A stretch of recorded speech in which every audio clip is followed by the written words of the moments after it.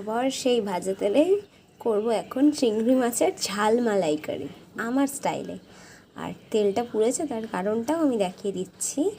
এই যে আমি বেগুনটা ভেজেছি যার ফলে তেলটা পুড়ে। যাই হোক, চিংড়ি মাছটা ভাজতে ভাজতে আমি বলে ফেলি, বলা হয়নি, চিংড়ি মাছটা ভাজতে ভাজতেই বলে ফেলছি, চিংড়ি মাছটা ভাজতে ভাজতেই বলে ফেলি। মা বলে কোনো শুভ কাজ করার আগে সবাইকে প্রণাম জানাবি। তো আমি সবাইকে নমস্কার জানিয়ে সব ভিডিওগুলো শুরু করেছি। এটা আর শুরু করতে পারিনি, ভুলে গেছিলাম। তো সবাইকে নমস্কার, সবাই ভালো থেকো। আর এই গরমের সময় সবাই সাবধানে থেকো, একটু রোদ্দুরে কম কম বার হও, আর সবাই ভালো থেকো।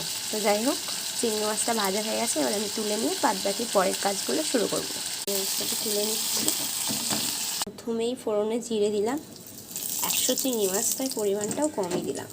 আচ্ছা, আদা রসুন বাটা আমি 1 চামচ দিলাম, পেঁয়াজ বাটা 1 চামচ দিলাম, আর দিলাম জিরে কাঁচা লঙ্কা বাটা 1 চামচ। টমেটোটা দেবো আমি 2 চামচ। প্রতিবারই আমি টমেটো একটু বেশি দিতেই পছন্দ করি।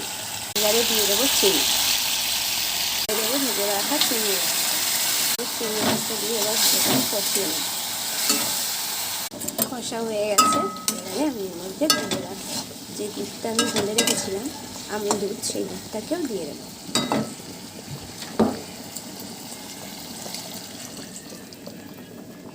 প্রায় হয়ে এসেছে, এবার আমি নামিয়ে নেব।